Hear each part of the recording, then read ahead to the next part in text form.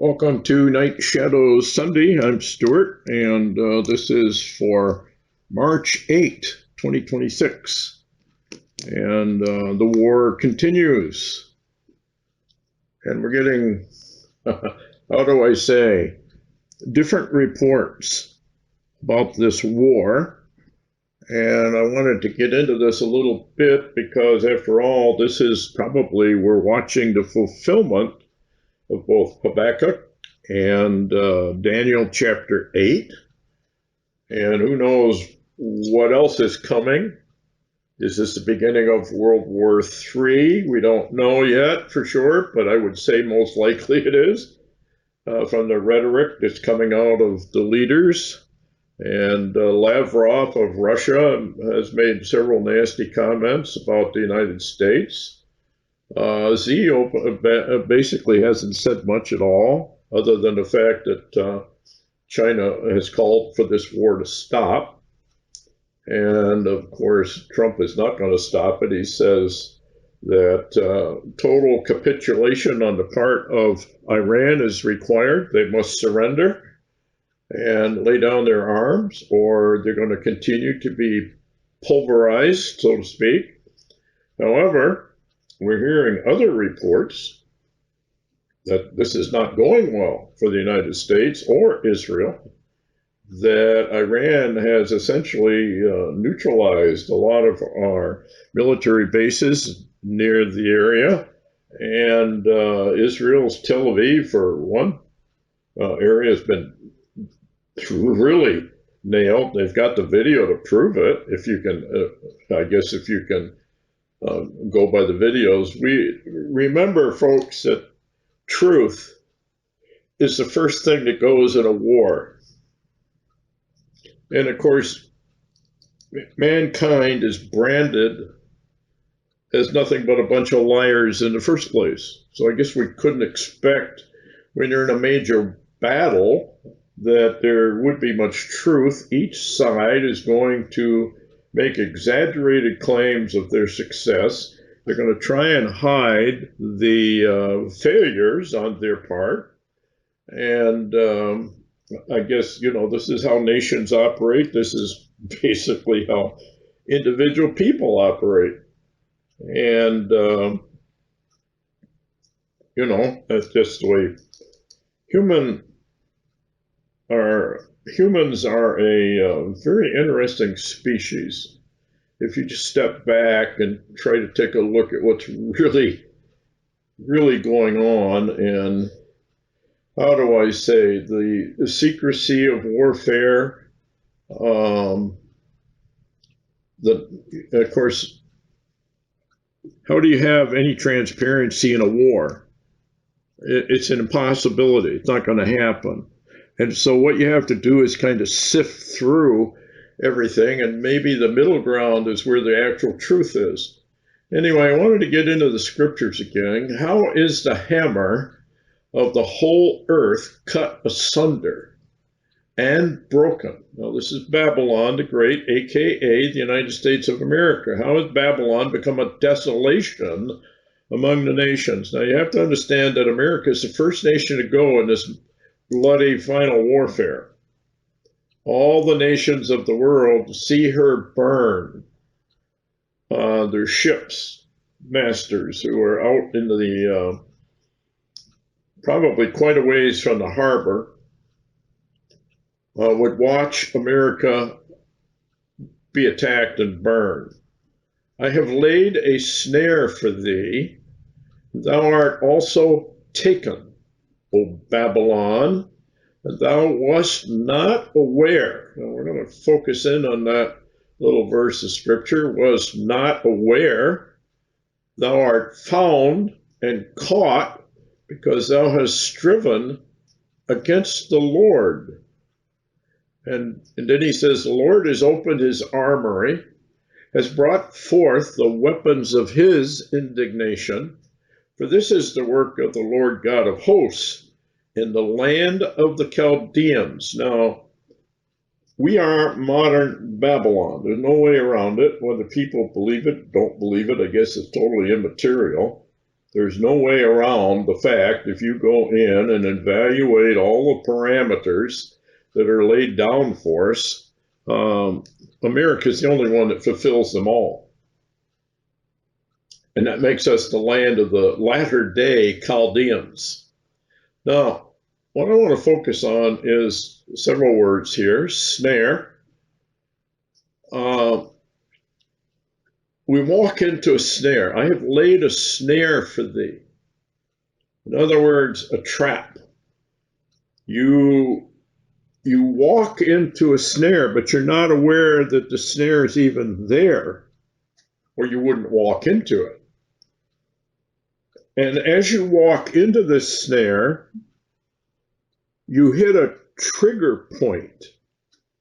And when you hit that trigger point, that's when you are caught. And so a snare can be a trap, and a trap can take some time before it literally is triggered. So a snare, really, if you look up the meaning of the word, is an invisible trap that one walks into totally unaware. When it's triggered, it instantly catches the victim. So the words not aware are kind of interesting, actually, because this is what it implies. Observation, care, or recognition in Strong's, the Old Testament, 3045. They think they have good intelligence. They think they are aware of all of the facts, but are not aware. They do not have good intelligence. They do not have all the facts. In this case, they are simply not aware of hidden, secret information that will trap them when the snare is finally sprung. Now, the modern definition of aware, having or showing a realization, a perception, or knowledge. You could say to be aware of the danger. In other words, it's a miscalculation because the Lord says you were not aware. In other words, if this is the snare, if Iran is the snare, then we have made a tragic miscalculation. Now, it doesn't mean that we don't win this war. It simply means that this is a part of the trap. In other words, the trap takes place over time. We're looking at this over maybe weeks or a month or a year. In other words, it's not going to get triggered right away. It's going to happen down the road. And when it does, in other words, we're being baited. You lay out a bait. It's a seduction, is really what it is. America is being seduced, most likely by Israel, to engage in this war. Oh, they have very good reasons. But that's how seduction works. The victim of a seduction is really not aware they're being seduced. Not until it's over. Then they become very aware. Anyway,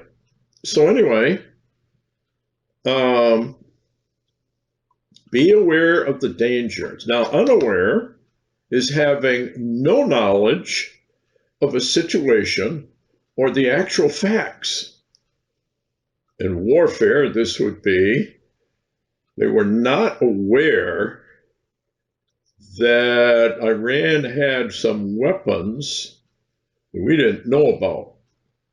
They had missiles we did not know about. They had other information we did not know about, other weapons we did not know about. And so they cause far more damage, and it's far more dangerous than we are presently aware of. I mean, all you got to do is watch Trump and Pete Hegseth on the air. Now, in a speech that Netanyahu made to his people over there in Israel, he used the phraseology of peace and safety, but he worded it a little different. He more or less said security and peace. In other words, he reversed it.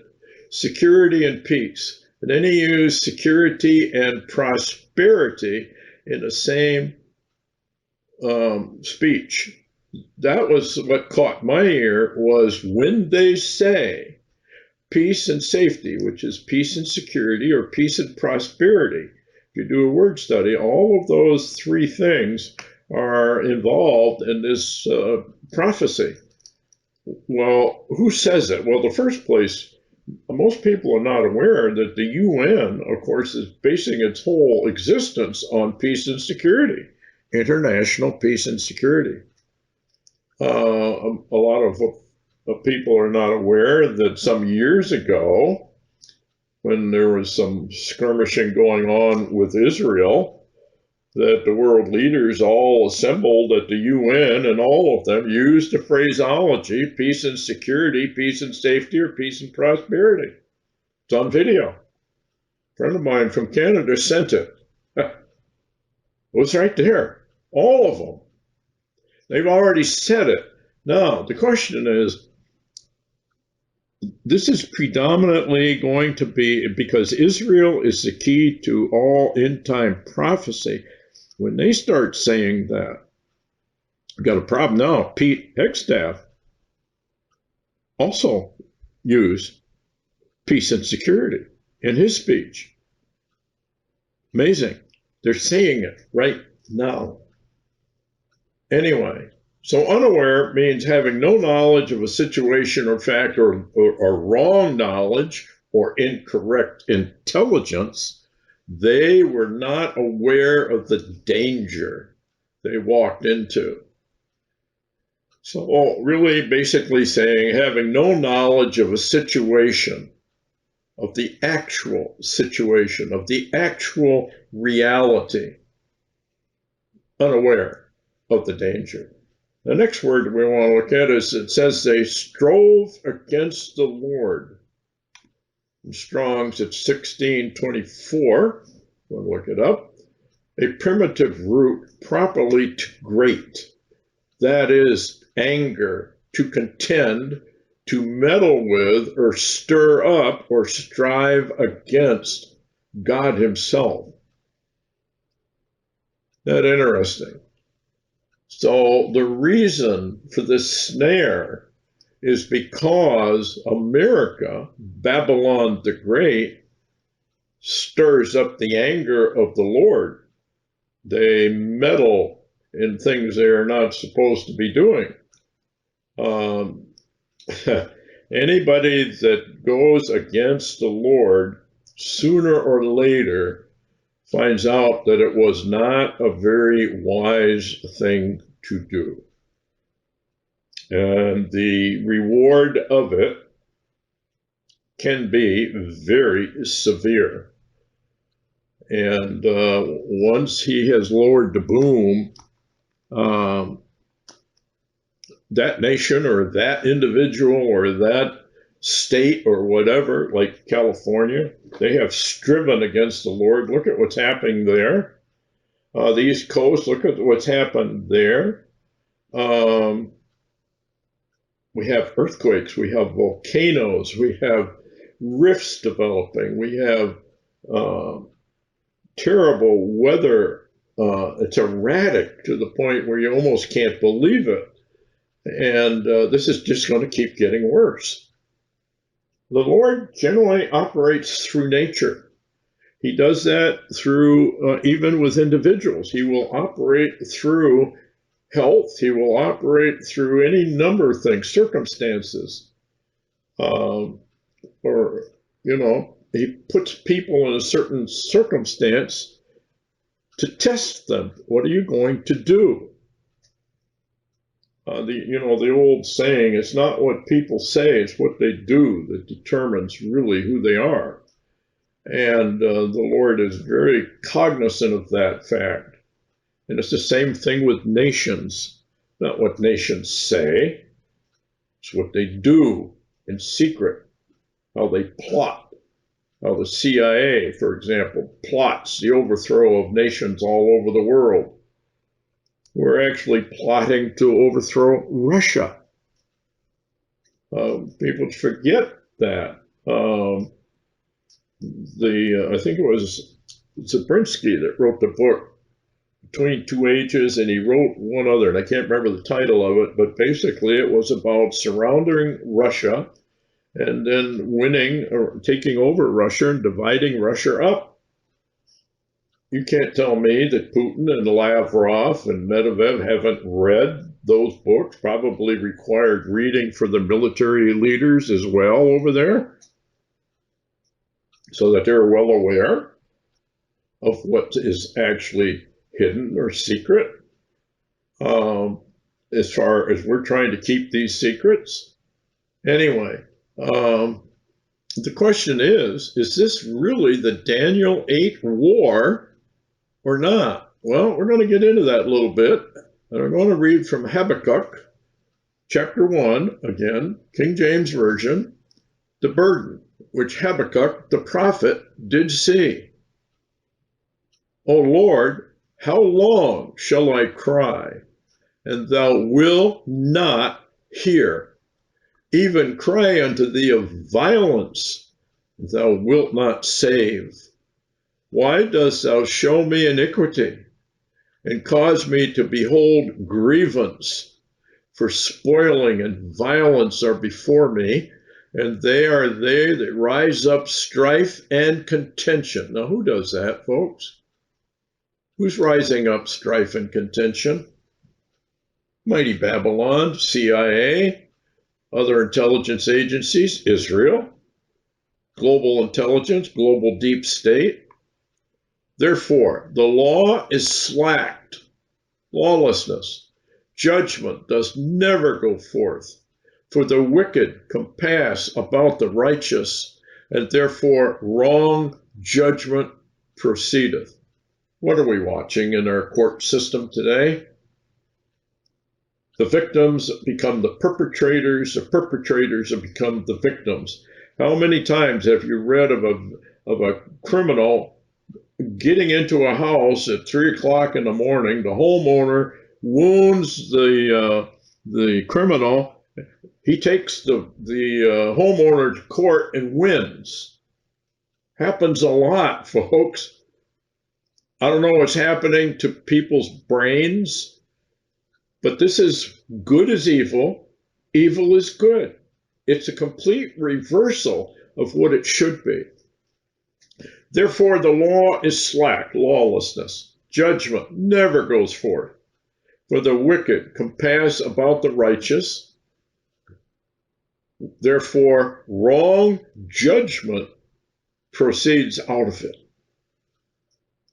Behold, ye among the heathen, and regard and wonder marvelously.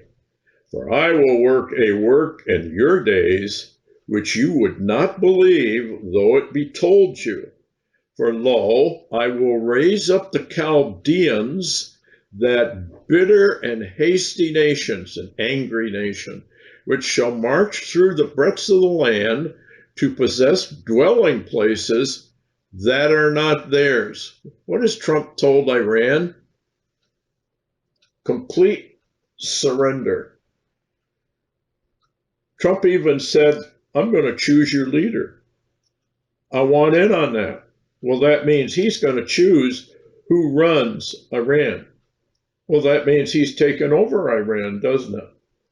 Same thing in Venezuela. Now he says Cuba. wants to do the same thing in Greenland. They are terrible and dreadful.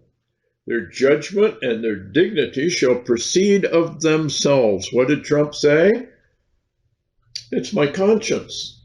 That's the only guide. I don't have to pay attention to international law. I don't have to pay attention to any of that. My conscience is my guide.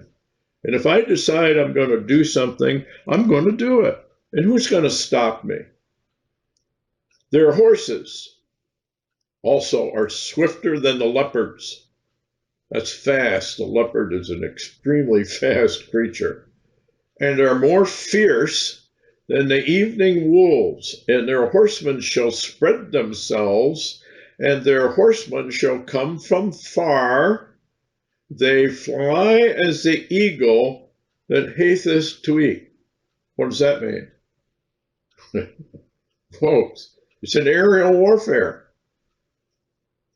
They come in the air with missiles, with rockets, with bombers, with fighters. It's not a ground war. It's an air war. What are we watching? We are far away from Iran. They come from far. I already told you what they were, the Chaldeans. I'm going to rise up the latter-day Chaldeans. That's who we are. Okay? And they come for violence. All you got to do is watch all these TV shows of everything being blown up, being blown to smithereens. Is that not violence? They come for violence. They're not there to be your dear sweet uncle or grandma with an apple pie. They're there for violence.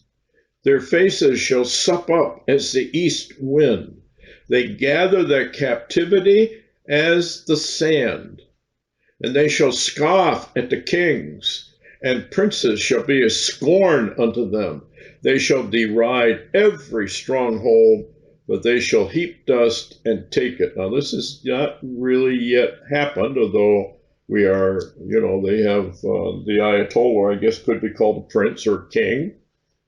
We went over that before in one of the other shows.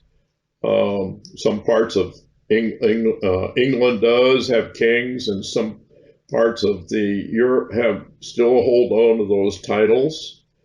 But for the most part, this is the Middle East that they're talking about here.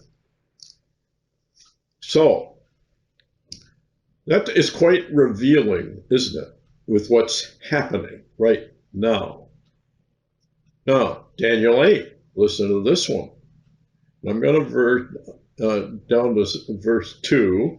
I saw in a vision, and it came to pass when I saw, and I was at Shushan in the palace, which is in the process of Elam.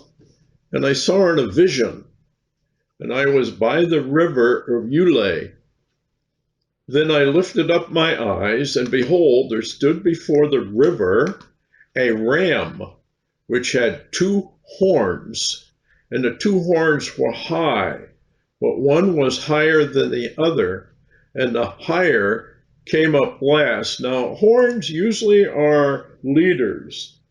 So this may be a very interesting scenario. It's just speculation on our part, but is it possible that Khomeini, the Ayatollah, has been taken out, but he was one of the horns, and the second one that comes up is more powerful than the first?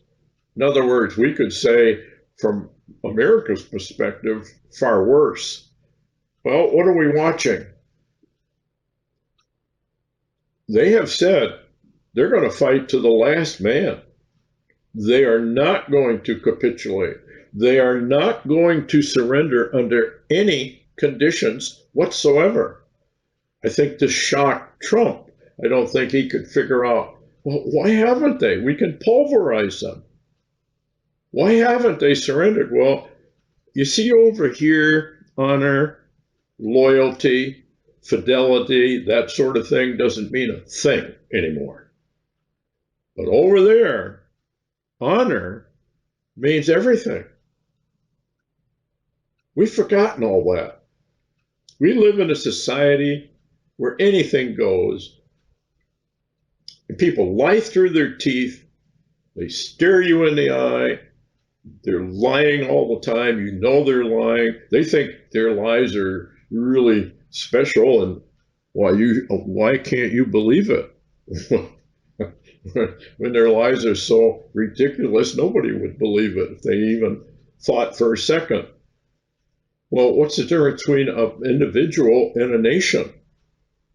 Do you suppose that the Ayatollahs over there haven't looked at America and seen through their eyes, we are the great Satan? Well, what is Satan? He's a liar. Well, they're all liars. They're all fallen. And the tribes of this planet simply cannot get along, never will get along, until the Prince of Peace gets here. Anyway, I saw the ram pushing westward, northward, which would mean Turkey in that area, and southward. And Iran has already voiced some consternation about Turkey. But we have the westward, we have the southward, because they're attacking all of the, I think it's up to 14 nations now. Some said 17 nations that Iran has launched missiles against. So they are fulfilling, if this is the fulfillment of it, they are fulfilling this prophecy right under our nose. And it says, however, it says, no beast might stand before him, neither was there any that could deliver out of his hand, but he did according to his will, and he became great. Now, Iran has had skirmish battles right along with people, and Iran is one of the greater nations over there. Maybe we don't think so, but militarily wise, Iran is a very dangerous country. Now, we're not quite sure how this is going to work out, and we're just going to have to wait and see all these twists and turns. Again, are we actually looking at Daniel 7 or 8 rather? Well, here's what it says in verse 5. I was considering, behold, and a he-goat came from the west on the face of the whole earth and touched not the ground. Aerial warfare. What did we read in Habakkuk? Same thing. Same thing. We are from the west, Chaldeans. I think it pretty much tells us who we are, because we're watching this prophecy, it seems, to become fulfilled before our eyes. Now, Trump has first said, well, this is only going to take a couple weeks, maybe 3 at max. Now, all of a sudden, it's maybe going to be 7 months. And the other day, Trump said, well, there is no time limit. In other words, perpetual war for perpetual peace. Who knows? 1984, George Orwell. Anyway, it says, I saw him come unto the ram, and he was moved with anger against him, and smote the ram, and brake his 2 horns, and there was no power in the ram to stand before him. And he was cast him down to the ground, and stomped upon him, and there was none that could deliver the ram out of his hand. Therefore, the he-goat. Now, there was a rabbi who really examined this for a long time, and he came to the conclusion that the he-goat is the United States of America, aka Babylon the Great. That we are the ones who go in. What are we doing right now? Therefore, the he-goat waxed very great. Something happens. They sink a couple of carriers, maybe. They do something that gets us so angry that we decide probably to nuke it. Who knows what this is going to lead to. Now you've got Russia, you've got North Korea. North Korea, Kimmy, the whiz kid, just said if even one North Korean is killed in this conflict, we will enter the war. Now, of course, we all know that Kimmy the whiz kid could care less about his own people, but that makes a good excuse, doesn't it? You killed our people. We don't leave anyone behind. We are now in the war. Then we've got Z from China, who has a big stake in what goes on in the Middle East because they get most of their oil out of there. They're not going to just sit idly by. They've already stopped all oil exports. They're holding it in their own nation because they know that the Strait of Hormuz has basically very little traffic, if any, now. Why? Well, it's not really because of the threats. It's the insurance. If you can't insure your ships, you're not going to let them go through there. I mean, insurance people are not stupid. They need to make a profit. Well, if you had 10 of their oil carriers' ships go down and they're insured, they're out of business. They're not going to let that happen.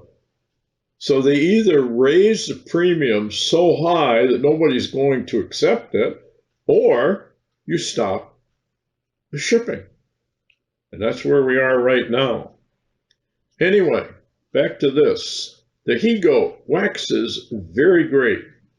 This is interesting in view of what Babylon the Great is called, hammer of the whole earth. The Antichrist heaps to himself all the nations. He becomes a world ruler. By peace, he destroys many. Well, isn't Trump known as a great peacemaker who makes war and is destroying anybody that, in the name of peace? Really take a look at what is being said about Iran. We are doing this for peace and security. We are doing this because we want peace, and Iran is a threat to peace. Well, let's bring this down to an individual level. To a government who says, in a dictatorial regime, anybody who would disturb the peace or who might have a contrary opinion that disturbs the peace of uniform thought has to be dealt with, has to be done away with. Peace and security. Peace and security. That's how it works. It's amazing. And people don't see it. They're not watching. Anyway, when he was strong, the great horn was broken. And it came up four noble ones towards the four winds of heaven. Now, some people say this has already been fulfilled and we're jumping way ahead. But in other places, it says in the latter days, this takes place. So in other words, it's a repeat. So we really don't know what these four horns might be, but it would say that the Antichrist virtually becomes taken out, or we could say the king of Babylon is removed. A lot of people are saying watch for Trump to be removed and watch for Obama or somebody else to take the reins of power.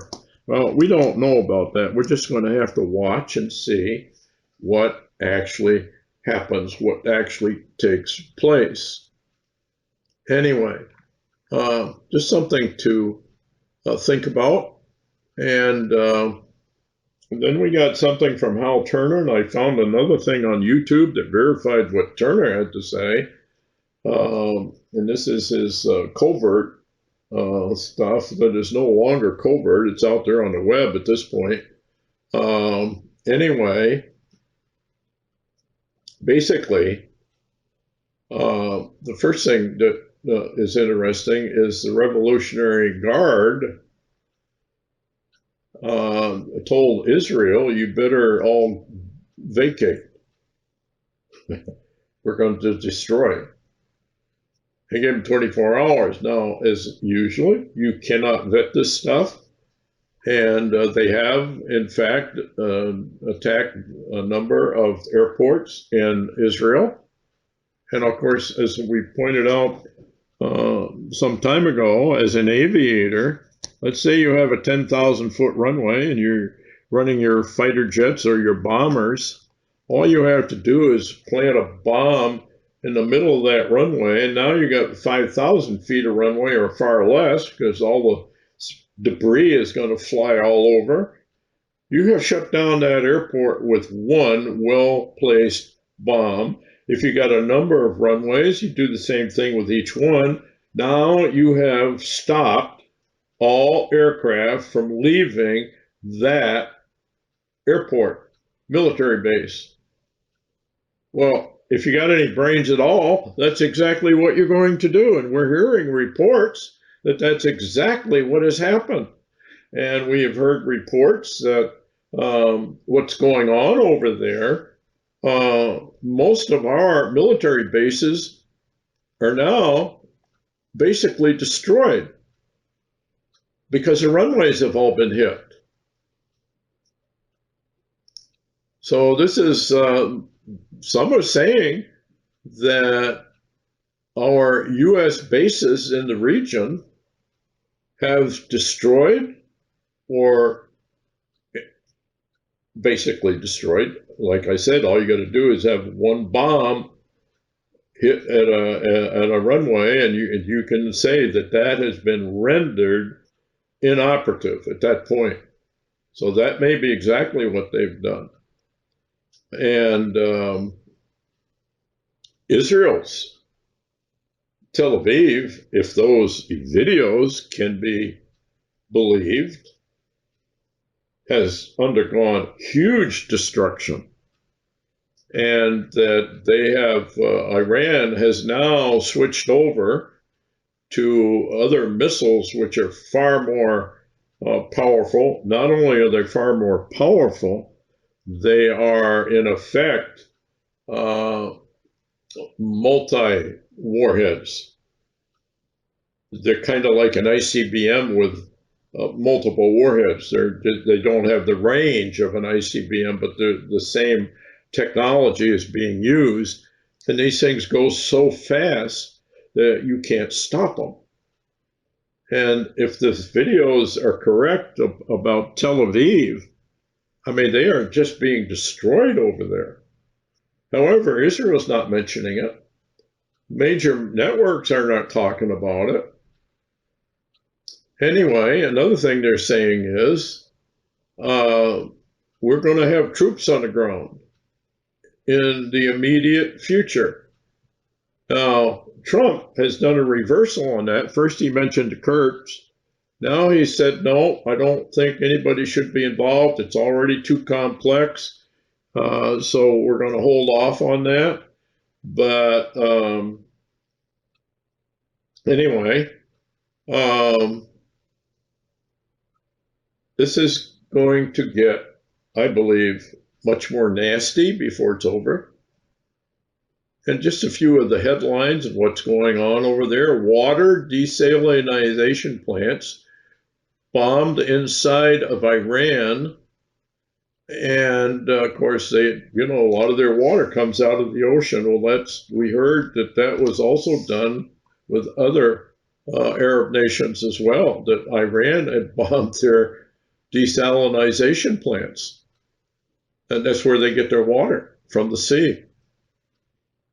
Okay, and on and on and on it goes. But here's one, and again, we can't vet it, but it seems reasonable. Largest U.S. military hospital abroad halts labor delivery services amid the Iran war because of too many U.S. casualties. Now, we've been told that there's like 6 or 8. They're saying it's more like hundreds, if not thousands. Well, why would this medical center send a notice about the halt in services referring to labor and delivery patients to other hospitals, in other words, delivering babies and all of that sort of thing? The memo states the closure is due to the hospital's primary objective, and that role is critical combat care. Well, what do we do there? Here's a statement from the chief rabbi of Iran. In the name of the God, we shall act and succeed.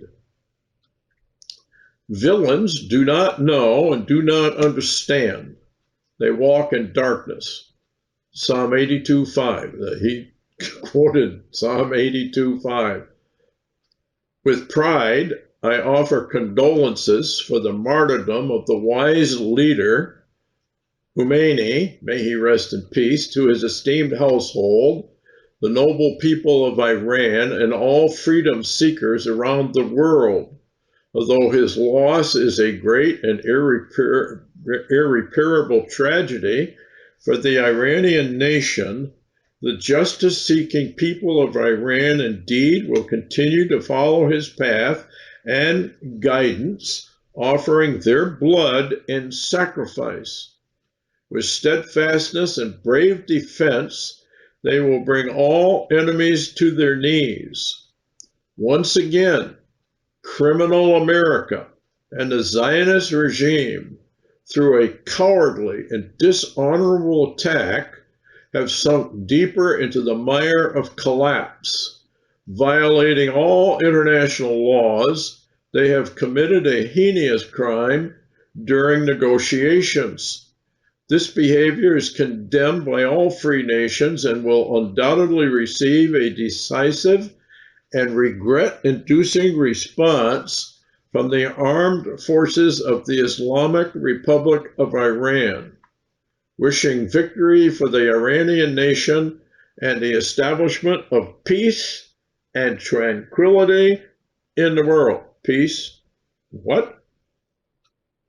Safety, prosperity, tranquility. See how they word this? And it's signed by this religious leader of the Iranian Jewish people. Isn't that interesting?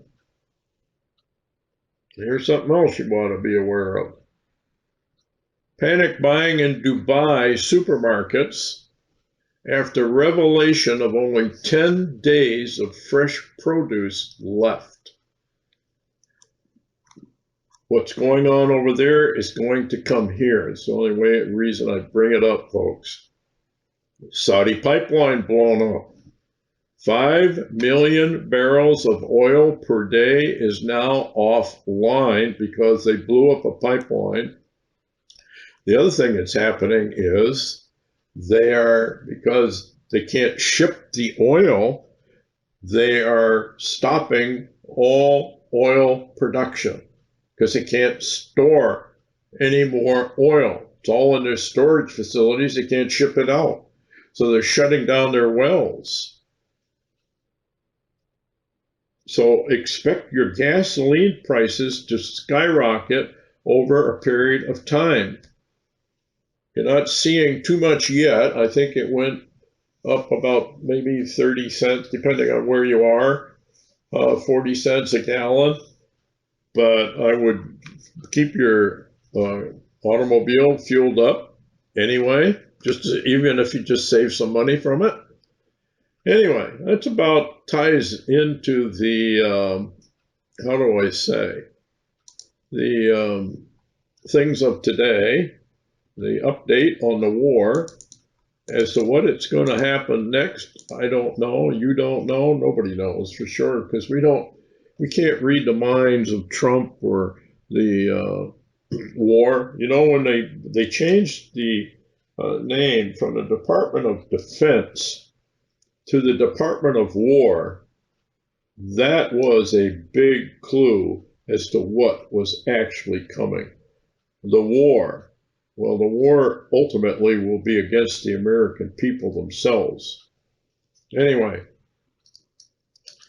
maybe we went over this before, maybe we didn't. I can't remember if I did it on a Sunday show or not. Love of or love for the truth. And it's kind of an interesting situation. We probably talked about this before, but it's kind of interesting in view of the arrival of the fallen angels, which I believe is really close at hand. Anyway, one little word can change everything and actually damns those who make the wrong choice as to what that one little word actually means. Is it love of or love for the truth? 2 Thessalonians 2, 9 through 11. So 9:11 in case you're a numbers person, kind of interesting. Even him whose coming is after the working of Satan with all power and signs and lying wonders, with all deceivableness of unrighteousness in them that perish, because they receive not the love of the truth, that they might be saved. And for this cause God shall send them strong delusion, that they should believe a lie. So,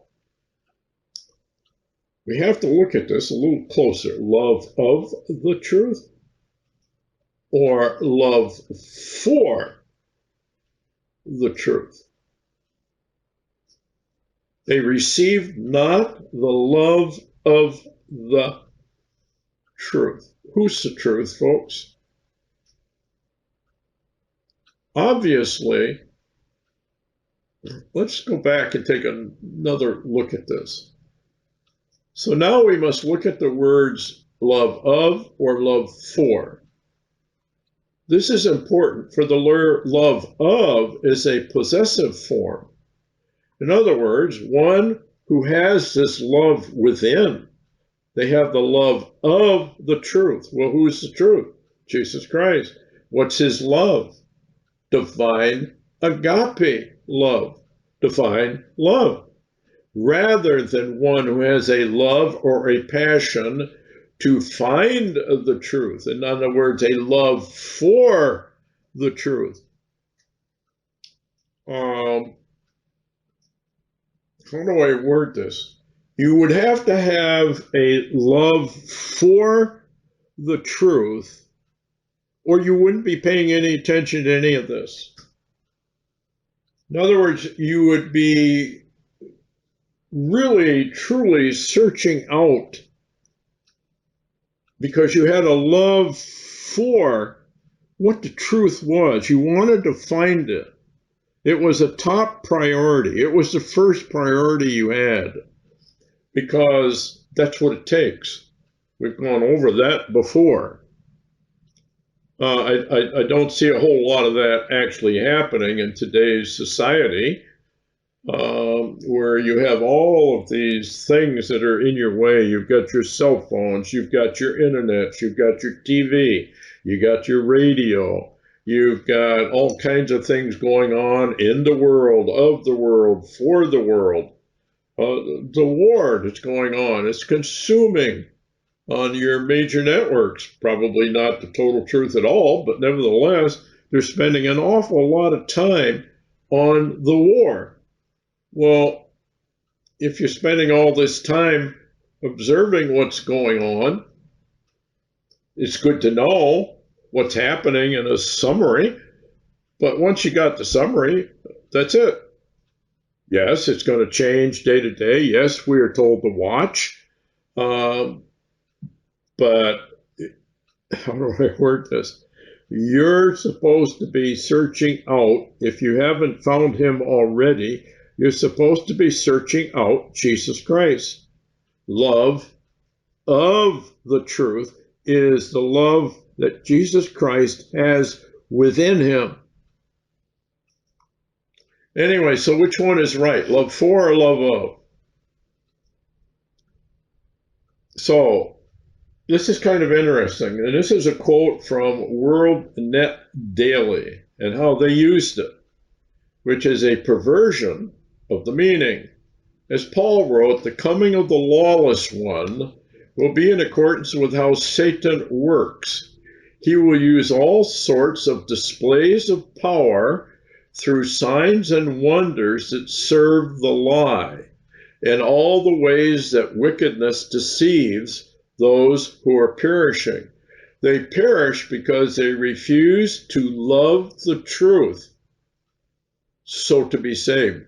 See the difference? They refuse to love the truth. That's not what it says at all. It says love of the truth.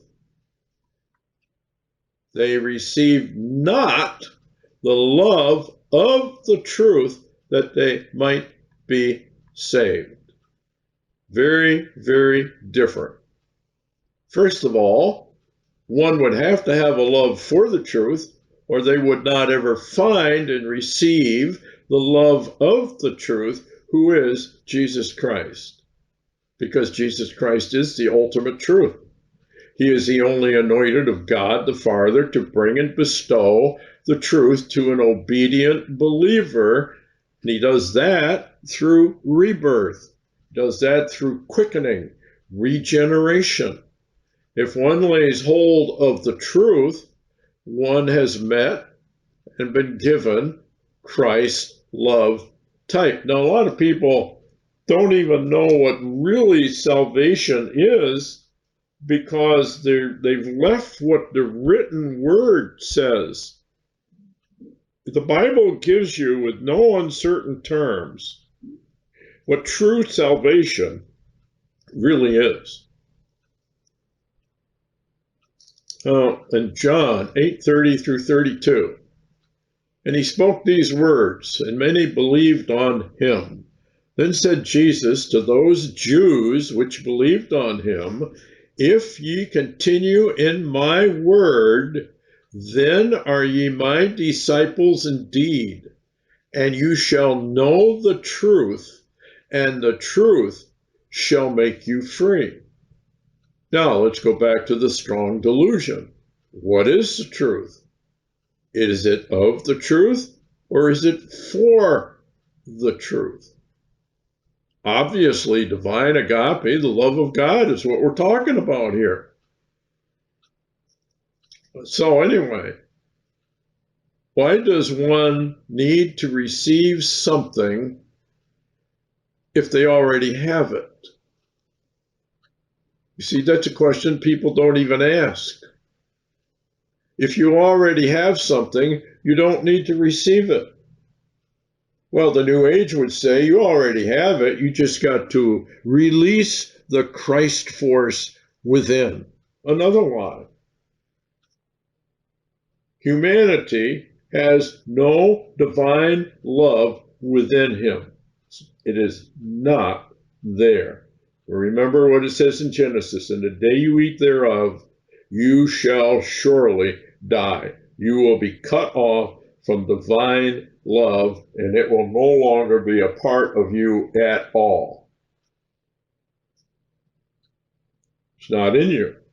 It's not in your DNA. It's nowhere. It is above and beyond anything within you. So anyway, what does the word actually received mean? In other words, you have to receive something because you don't have it. It means exactly what you would think it means: to receive it, to accept it, to take it. In other words, Jesus comes to you, and when he says, will you love, or however he words it, that's how he worded it to me, you must then accept it, you must then receive it in order to be covered, because you don't have to receive it.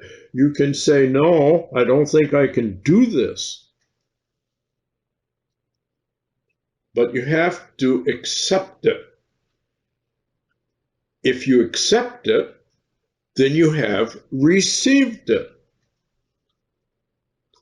Behold, what manner of love the Father has bestowed upon us. Well, why does he have to bestow something on you if you already have it? You see, it always comes back to the same equation. Humanity does not have divine love. Humanity is going to be judged by divine love, and because they do not have it, they go into perdition, they go into ruin. Going to ruin. This is the condemnation. You've heard me talk about this before. This is the condemnation. That light, divine love, has come into the world through the figure of Jesus Christ. And mankind hated the divine love of Jesus Christ. They hated Jesus Christ himself, and they would not come to him to receive the divine love that he offered them. They just would not come to it. Oh, it isn't that they didn't. Some of the Christians believe, they have faith in Jesus Christ, but they will not come to Jesus Christ to have their deeds reproved. How do you do that? Enter in at the straight gate. Walk the narrow way. Anyway, here it is, 1 John 3, 1 through 3. Behold, what manner, now, the word behold is a key here. In other words, look upon. What manner of love, type of love, what type of love is this? That the Father bestowed upon us, that we should be called sons of God.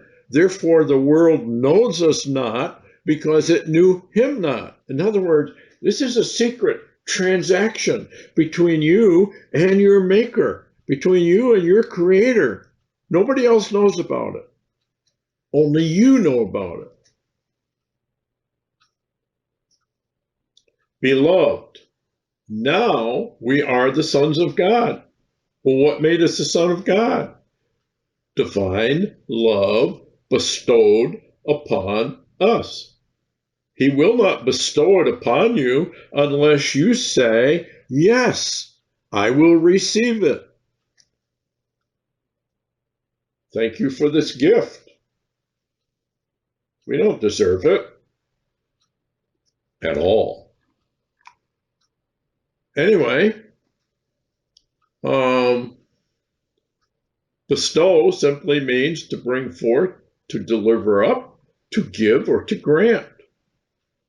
To receive. You see how it all fits together? It's perfect. Beautiful harmony. Now, getting back to this other thing on Thessalonians, and for this cause, in other words, for this reason, because they received not the love of the truth, they received not the divine agape love of Jesus Christ. Why? Because they did not enter the straight gate. They did not walk the narrow way. That's why. And that's why he says in Matthew 7, I never personally ever came to a personal knowledge of who you are. Dr. Spock in Star Trek. We never mind melted. We never got together. I don't know who you are, he says. I don't know from whence you came. This is a tragedy of modern Christianity. They are under a strong delusion because they are disobedient to the command. Study to show yourself approved is as much a command as ask, seek, knock, strive, labor. It's as much as a command as enter in at the straight gate, walk the narrow way. And people are saying, we don't have to do that. Well, Jesus Christ says you have to do that. So who are you going to believe? Are you going to believe these fakes out there and go into eternal ruin because of them? Well, who are you going to really believe here? This is the issue. Are you going to keep going to these churches that are lying through their teeth? Are you going to keep supporting them? Peter already told you what's going to happen to you if you do those things. Anyway, kind of interesting how all of that works together. And this is a warning that people really don't pay much attention to. Revelation 3:16 through 18. So then, because thou art lukewarm, in other words, you're not cold, and you're not hot for Christ, you're kind of indifferent in a way. Lukewarm would be, yeah, I have kind of an interest in it, but, I'll go to church on Sunday, I'll sit in a pew, I'll probably fall asleep when the sermon comes because he's so boring. And I got some hunting I want to do. Got deer hunting this fall. Boy, I can only stay at church for till 11:30. I got to get out of here. I actually watched that happen in a church, and it was a Nazarene church. I could hardly believe it. I was invited there just to go, and so I went, and they had this guy from down south somewhere. He was one of these evangelists, very animated. It was all flesh, but that's not here or there. Anyway, right in the middle of it, this guy that actually was the chief contributor financially to keep this church going gets up in the middle of this guy giving his, I don't know what you would call it. That's not a speech. But he was really animated, and this guy stands up and says, hey, he looks at his watch. We got to close this down. There's a football game coming. We can't miss that. And I hear this, and I'm saying to myself, wow. And this is a conservative church. Now, this was years ago, folks. This is 30 years ago. How bad is it now? This is 40 years ago. Kind of giving away my age here. That was probably over 40 years ago. I could hardly believe my ears. And they shut down the service. Right there. So I guess what do? You turn on the spigot of the Holy Ghost, and then for 10 minutes you listen to the Holy Ghost, and then you turn the spigot off and you kick him out of your church? Is this what's going on? I don't understand it. We've been talking about this. How is it that otherwise very intelligent people cannot understand simple phraseology of the scriptures? It's nothing, how do I say, confusing about it. It's right there in black and white.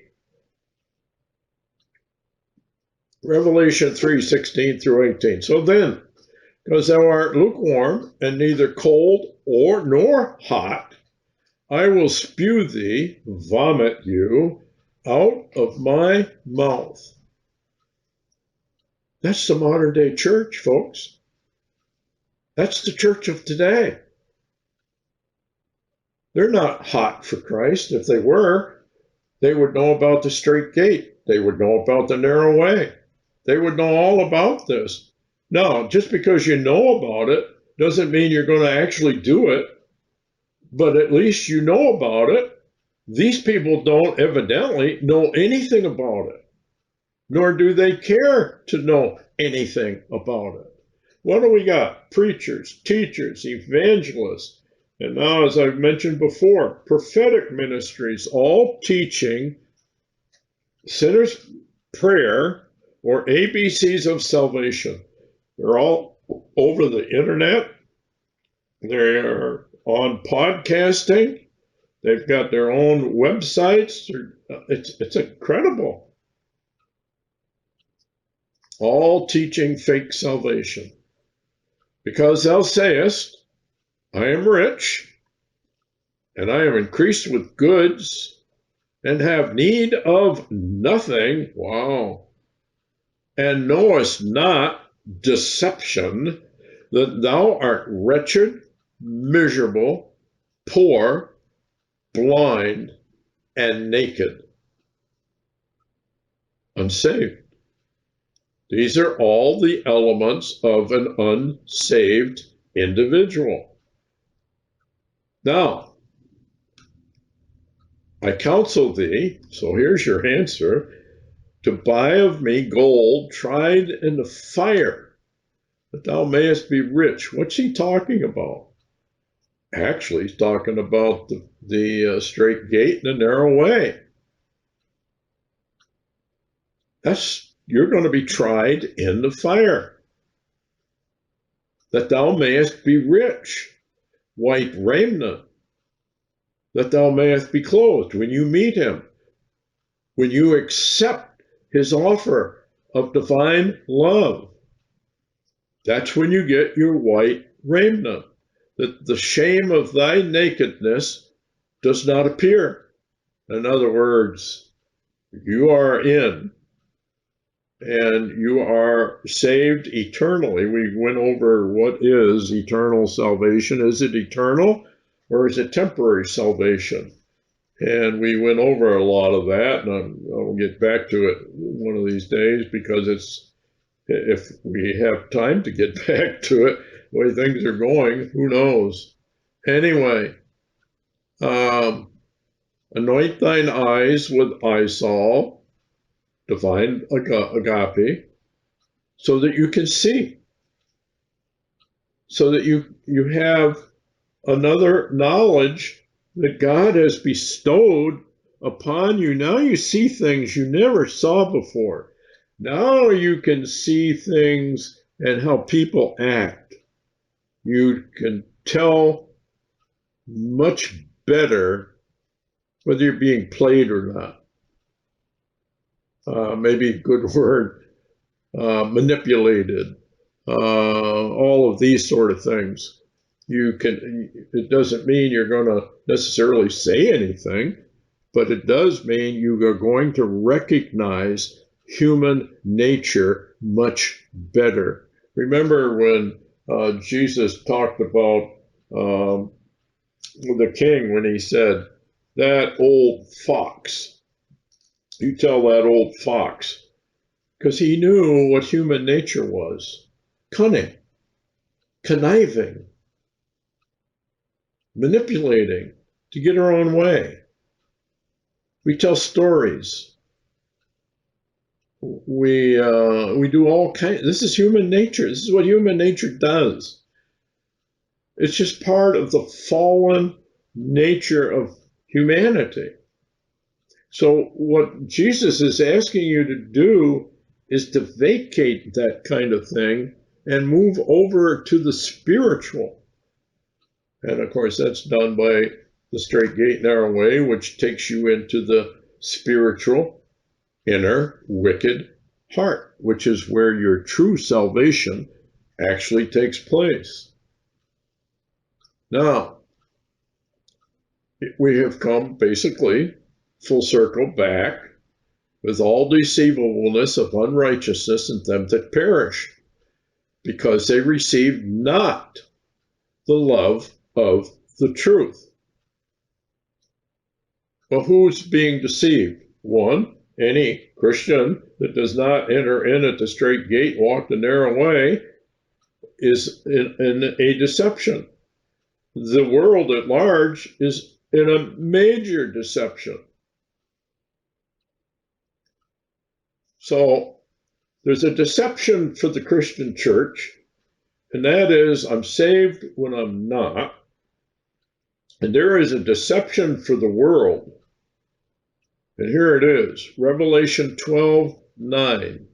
And the great dragon was cast out, that old serpent, called the devil and Satan, which deceiveth the whole world. He was cast out into the earth, and his angels were cast out with him. Deceivableness, kind of an interesting word.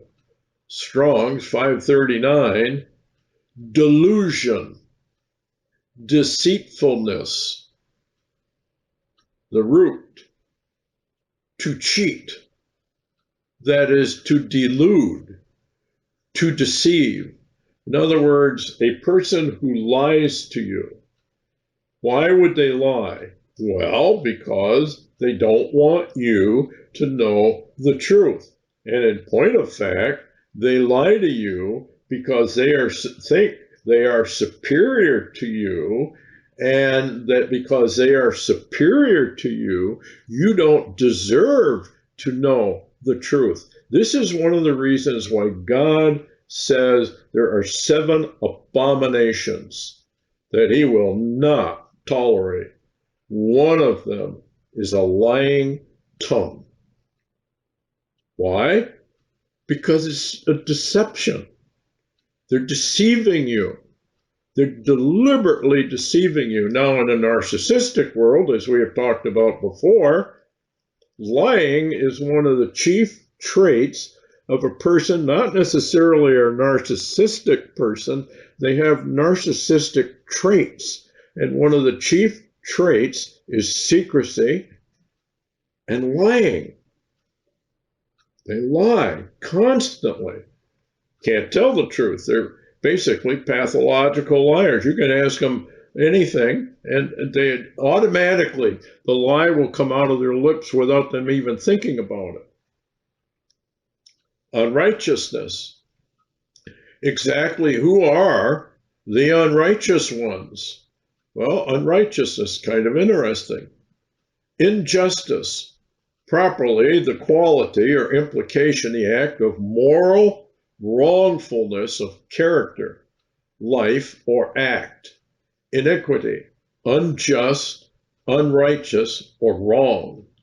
Humanity, of course, is a fallen creature, is condemned to eternal ruin and loss because of the fall. We are unjust from God's perspective. And this is why Jesus said, he did not come into the world to condemn the world, because it was already condemned. All of humanity is unrighteous. All are fallen. All are condemned. They need to be adjusted back to God's love type, and that only happens through rebirth, authentic rebirth. It's called quickening. It's called regeneration. Quickening is an interesting word because it means to be co-joined together with Jesus Christ. A mind melt, if you will. Now you find this right here in the book of Revelation. I will come into you. I will sup with you. Well, that's a mind melt. He literally enters into a union with the believer, and therefore, if that has taken place, how in the world could he ever say to anyone that he had mind melted with, that he had co-joined together with, I never knew you?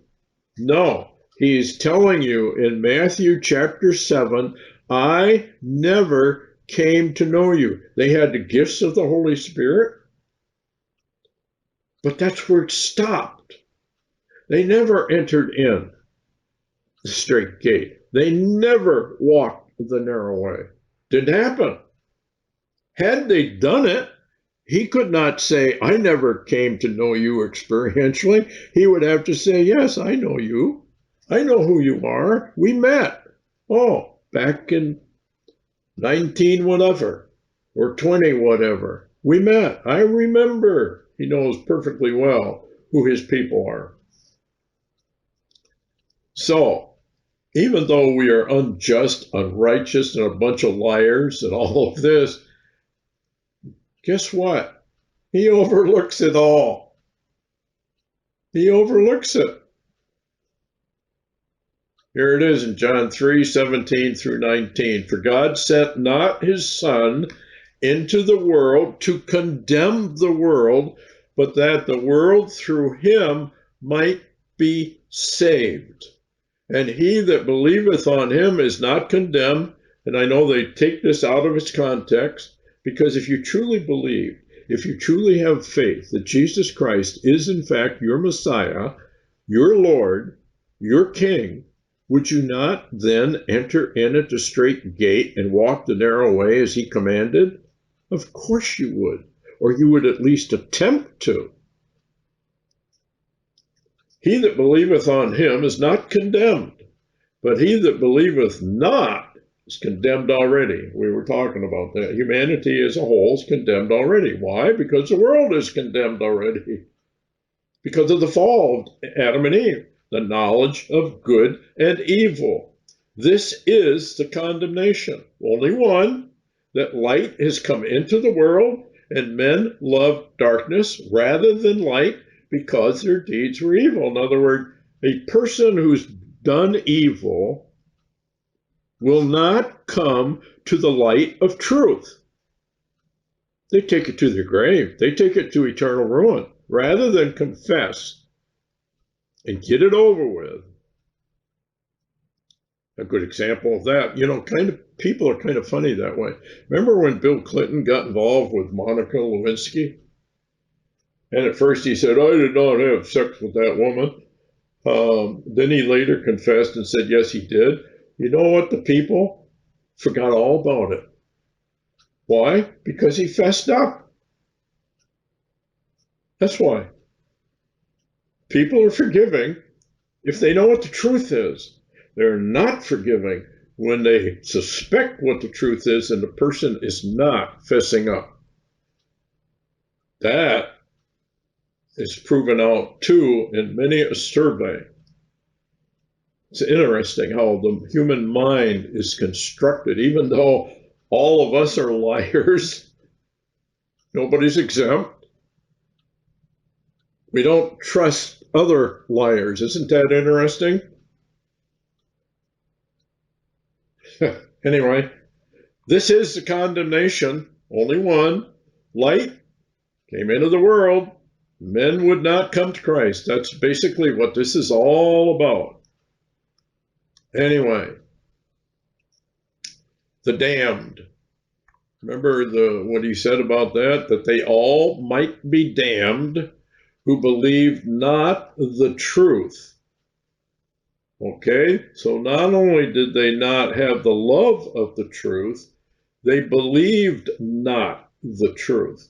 In other words, they refused basically the story of the fall and redemption of man. They thought it was all old wives' tales. It was all mythology. It didn't mean a thing, and therefore they are damned. That they all might be damned. Do you realize what that actually means? The word damned comes from Strong's 29:19. To distinguish, that is, decide mentally or judicially, and it's judicial, by implication, to try, to condemn, to punish avenge, condemn, damn, on and on it goes. In other words, you're damned. You are going into eternal ruin. This is why it is so important. One, enter the straight gate. One, talk about and do the narrow way. I know a lot of people will not talk about it when they're on the way. They don't want to talk about it for whatever reason. I've had trouble with that right along with people just not wanting to, but actually you should, because it's a lonely, lonely walk. How do I know? I walked it by myself. It's a lonely walk. Anyway, we get some letters from and emails from people who ask, well, what is true salvation? What are the absolute requirements for a person to be saved? Even though the route to it might be different with everybody because everybody thinks differently, there are certain elements that must remain the same because God says, I am not a respecter of persons. In other words, what he requires of one, he requires of all. So what are the 3 R's of true salvation? Number 1, seeking out Christ and finding him. Number 2, undergoing the divine love judgment and coming into agreement with him. Number 3, accepting his offer to cover you with his robe of divine love. All right, let's go back to number 1, seeking out Christ and finding him. Remember when James said, let your laughter and joy be turned unto tears and sorrow. That's what's written. God requires chastisement road for every single believer. You either undergo the chastisement road of the narrow way, or you are probably, and I can't say for sure, but I can say this is what is written,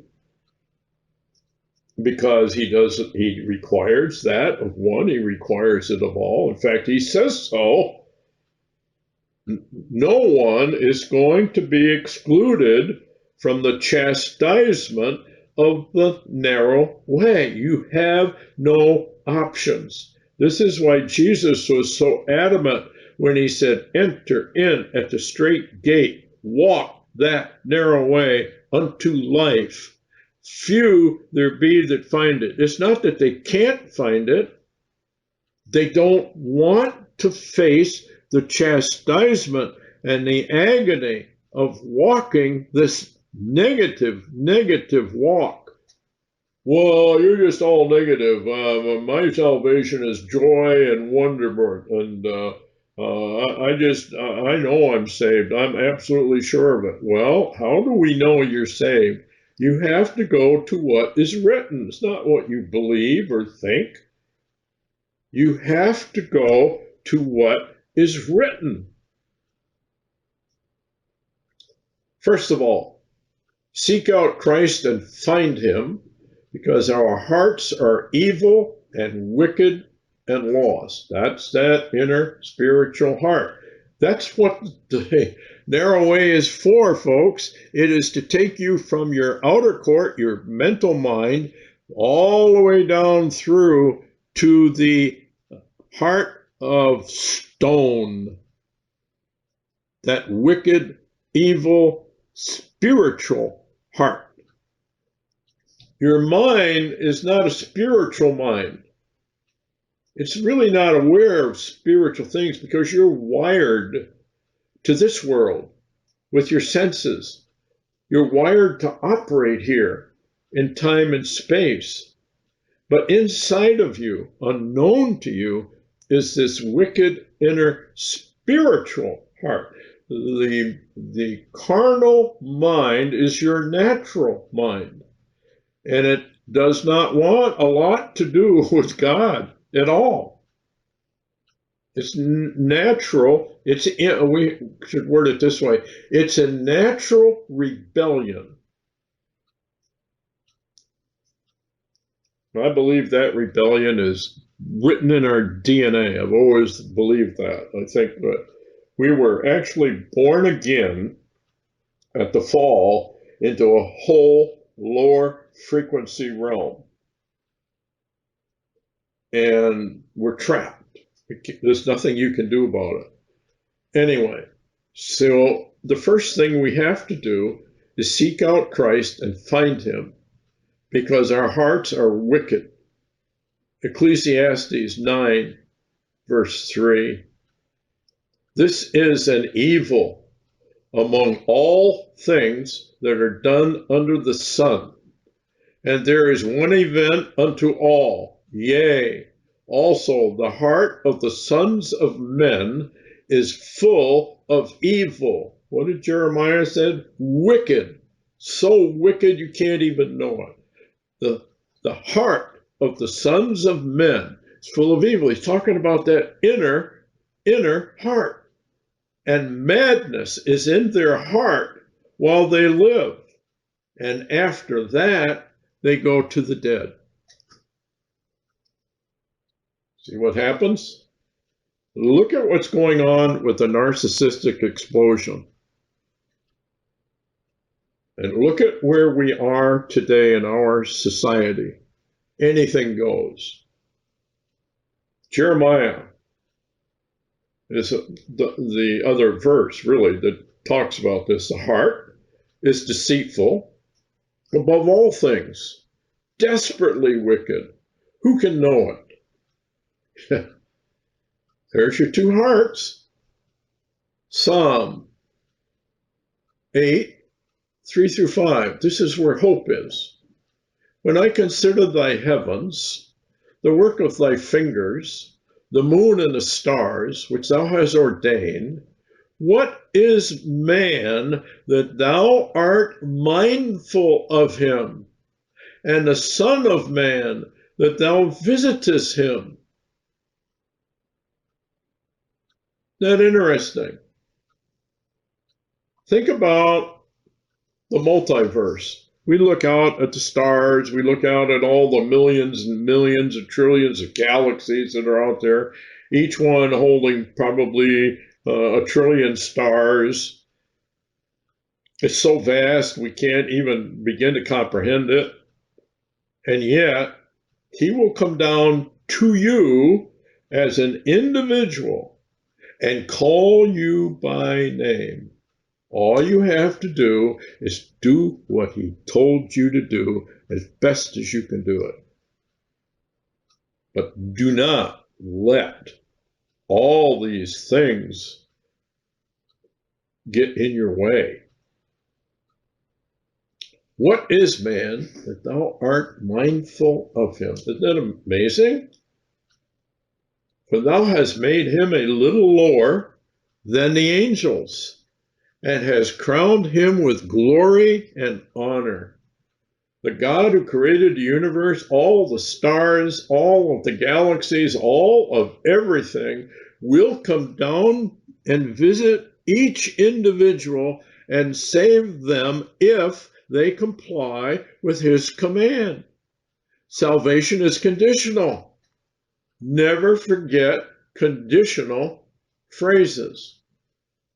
Many will say to me in that day, Matthew 7, 22 through 26, many will say to me in that day, Lord, Lord, have we not prophesied in thy name? And in thy name have cast out devils, and in thy name done many wonderful works. And then I will profess unto them, I never knew you. Depart from me, you that work iniquity. Therefore, whoever hears these sayings of mine and does them, I will liken him unto a wise man which built his house upon a rock. And the rain descended, and the floods came, the winds blew, and they beat upon that house, and it fell not, because it was founded upon a rock. And everyone that heareth these sayings of mine, like enter in at the straight gate, walk the narrow way, and doeth them not, in other words, disobedience, will be likened unto a foolish man which built his house upon the sand. The rains descended, the floods came, the winds blew, they built upon that house, and it fell, and great was the fall of it. Now, if that doesn't convince you that obedience to his words is an absolute requirement, and you're going to sit there and call that a legalism, you're going to call that a work of some type, you got a problem. And that problem is with your own mind and denial and refusal. But what is it that Christ is so insistent that we actually do? Enter ye in at the straight gate.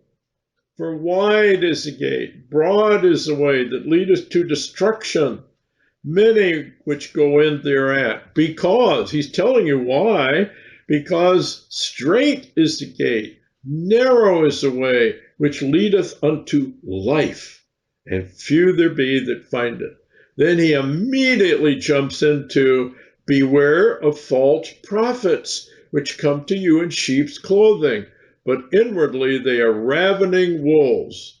Why the sequence? He's telling you to enter in, and then he warns you that there are going to be a bunch of false prophets who are going to do what? Peter tells you what? Deny the way of the truth. They will speak evil of it. So how do we find Christ? We get that question. How do I know? How do we find him? Proverbs 8:34 through 36. Blessed is the man that heareth me, watching daily at my gates, daily watching, daily studying, we could say, daily seeking after truth, waiting at the posts of my doors. For whosoever findeth me findeth life, and shall obtain favor of the Lord. Oh, why do you have to find him? Because God's a mystery. He's hidden away. It's a secret. And only those that are going to search for him with all their heart, mind, and soul will find him. But the invitation is open to everyone. And the power to do so, he gives to all who believe upon him. Verse 20, wisdom crieth without. She uttereth her voice in the streets. She crieth in the chief place of the concourse, in the openings of the gates. In the city she uttereth her words, saying, how long, you simple ones, will you love simplicity? And the scorners delight in their scorning, and fools hate knowledge. Turn you at my reproof.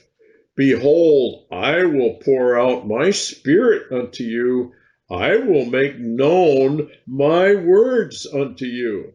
But because I called, and you refused, I stretched out my hand, and no man regarded, but you said it not all my counsel. You would none of my reproof. What's that about? Enter in at the straight gate, walk the narrow way. It is the way of his counsel. It is the way of proof, of reproof. It's the way of his judgment. Remember in Luke where he said you overlooked judgment and love. Divine love he's talking about. You overlooked his judgment and his divine love. You didn't go near it.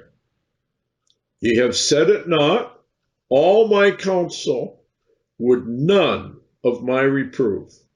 So now he says, I also will laugh at your calamity. I will mock when your fear cometh. What does that mean?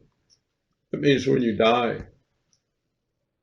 A lot of people have witnessed people dying.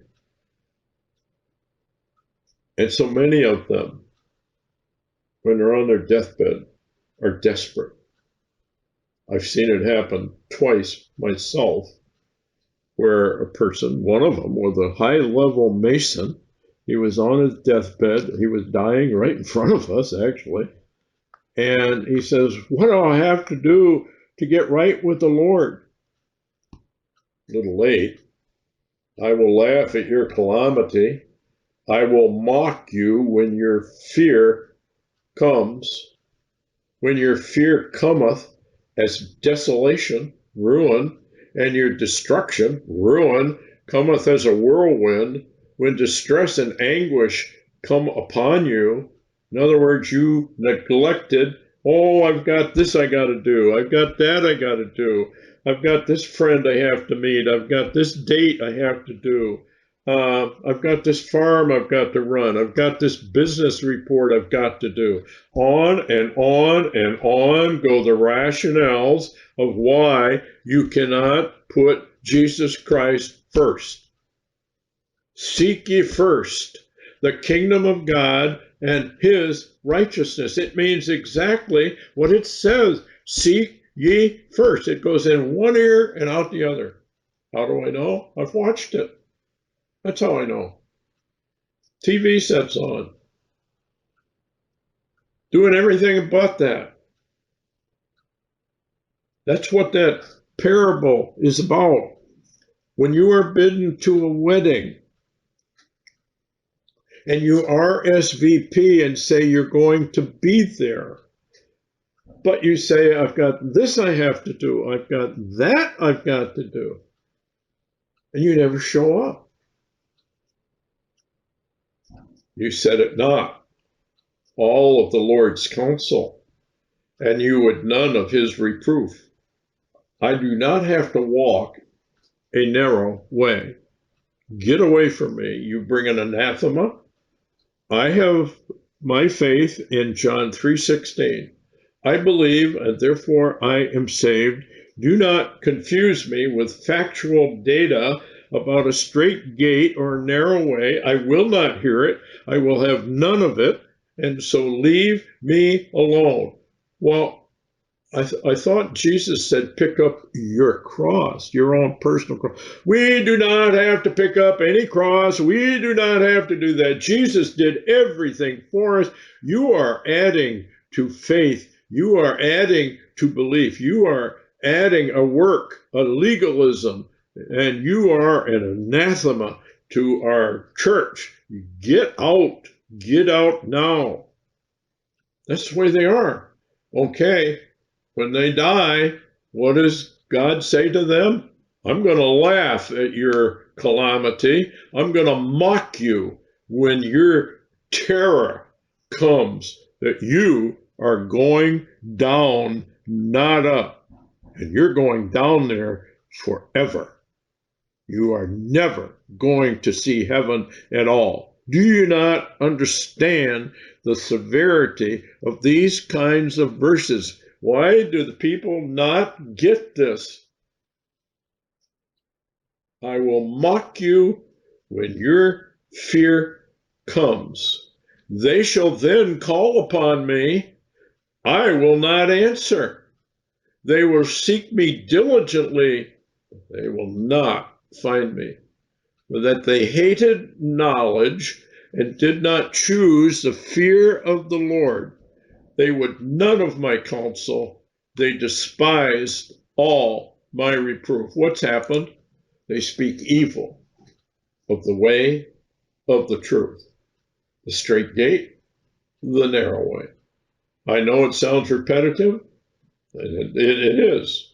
But Jesus, if you really read the Gospels closely, he's very repetitive. Why? Because he's trying to pound it into people's brains that are resisting all of this.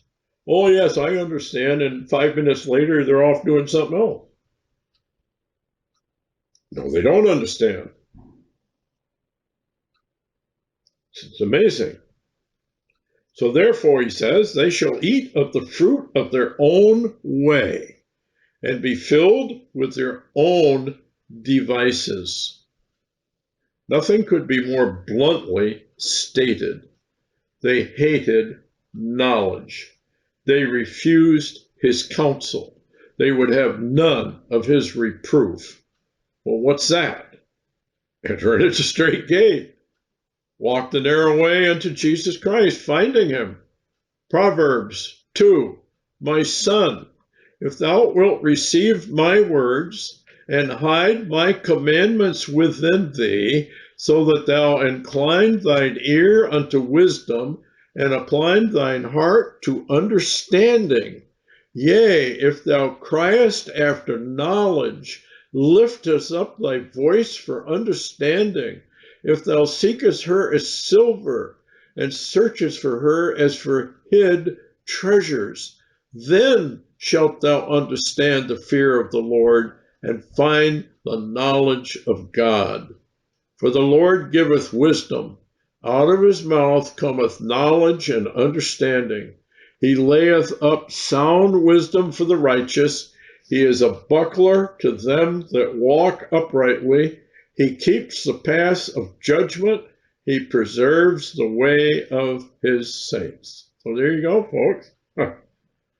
Proverbs 3:11 through 26. My son, despise not the chastening of the Lord, neither be weary of his corrections. For whom the Lord loves, he corrects, even as a father the son in whom he delights. Happy is the man that findeth wisdom, and the man that getteth understanding, for the merchandise of it is better than the merchandise of silver, and gain rather than fine gold. She is more precious than rubies, and all things thou canst desire are not to be compared unto her.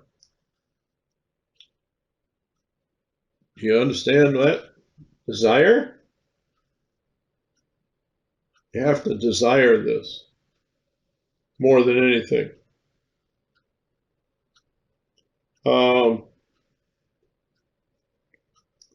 It's hard to point out all of this. It's either hitting the heart or it's not. Proverbs 8:17 through 18.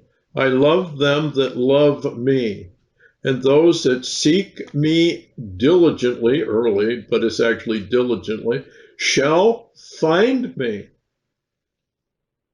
Riches and honor are with me, yea, durable riches and righteousness eternal. Why don't we want to do this? Jeremiah 29:11 through 13. For I know the thoughts that I think towards you, saith the Lord, thoughts of peace, not of evil, to give you an expected end. Then shall they call upon me, and shall go and pray unto me, and I will hearken unto you. Ye shall seek me and find me, when ye shall search for me with all your heart. Now,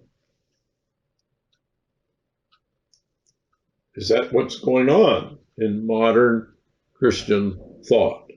Absolutely not. Not at all. Nothing like this is happening. Now, here's what Jesus said. Ask, and it shall be given you. Seek, you shall find. Knock, and it shall be opened unto you. For everyone that asketh receiveth, and he that seeketh findeth, and to him that knocketh it shall be opened. So, do we have any excuse, folks? What do we say to Jesus when we're standing before him? and you will stand before him one way or the other, for ruin or for salvation. You will stand before him. Don't keep lying to yourself. Look in the mirror. Check yourself out. We are all too willing to do evil in his eyes.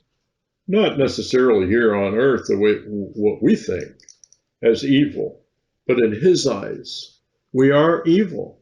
Jesus said, you know how to give good gifts. You being evil, know how to give good gifts to your children. In other words, you love your children with a humanities type of love. And he's calling that evil because his love type is so far above ours, it doesn't compare. Here it is. If you then, being evil, know how to give good gifts unto your children, how much more shall your Father which is in heaven give good things to them that ask him? Now, the word ask you should look up. It doesn't seem like you walk up and ask for something. Basically, what it means, you beg for this. People don't want to be told that. Well, I don't have to beg for anything. Yeah, actually you do. Anyway, we could go on and on and on with this. We've talked about most of this before, how all this fits together. And we're basically, now we're watching, it seems, the Daniel War. We don't know for sure yet, but I can't imagine it isn't. It fits the description of what the he-goat does, which is mighty Babylon the Great, the hammer of the whole earth, going after in aerial combat all these other nations. Venezuela is a good example. Now Trump is saying Cuba's next. Something is going to happen. I got a feeling that the whole Middle East is going to be turned upside down. And this is going to get really, really troublesome as time goes on. Anyway, I'll leave you with this one, 2 Timothy 2:15. Study to show thyself approved unto God, a workman that needeth not to be ashamed, rightly dividing the word of truth. Now, the word study comes from 4704, and it means to make effort, to be prompt or earnest, to give diligence, to be diligent, to endeavor, to labor. And the word approved means tried and proven, accepted. What did Jesus say about how you get accepted? Verily, verily, I say unto thee, you must be born again, or you cannot enter or see the kingdom. So, if that is what approves you, what does the study? Ask, seek, knock, strive, labor, continue in his doctrine. You know what happens with a lot of folks? And I hate to say it, they're reading everything else. Well, John Doe says this, Jane Doe says that. Oh, this person here is really wise. He says that. No, what did Jesus tell you to do? He told you to stay in his word, his doctrine. Where is it? It's in the scriptures. It's in the book.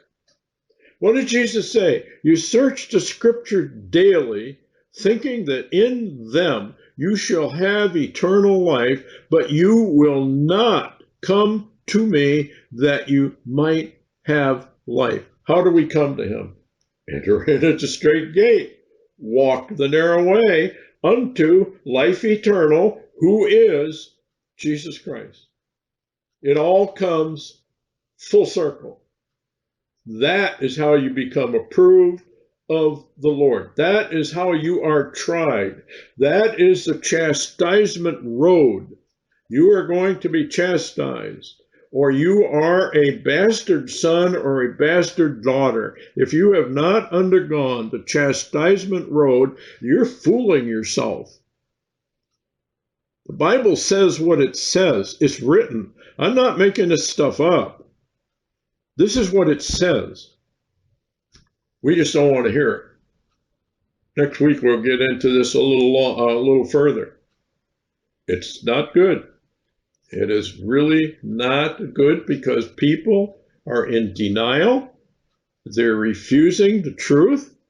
They don't want to hear it. Your eternal life, your choice. You can go to hell if you want. That's your choice. You can keep fooling around in the world. That's your choice. God says, I'm not going to shed many tears over it. If I don't find you written in the Lamb's Book of Life, well, that's just too bad. I told you how to do it, he says. You're speaking evil of it. That's what he says of the vast majority of Christians. You're saying there is no straight gate. You're saying there is no narrow way. You are contradicting me, Jesus says. You're contradicting me. This is what I said, clear and simple. That's what it is. Take it or leave it. Your choice. I believe his attitude, and I can't speak for him, but I believe his attitude is he would that everyone would walk this way, but if they refuse it, he's not going to pray for you. He says, and I pray for them that thou hast given me. He's praying to his Father. I pray for them that thou hast given me. I do not pray for the world. There you go, folks. You want to be one that he prays for? Or are you in the world and he's not praying for you at all? Wow. That one we need to think about, don't we? That one we need to ponder upon. Consider it. Anyway, thanks for listening.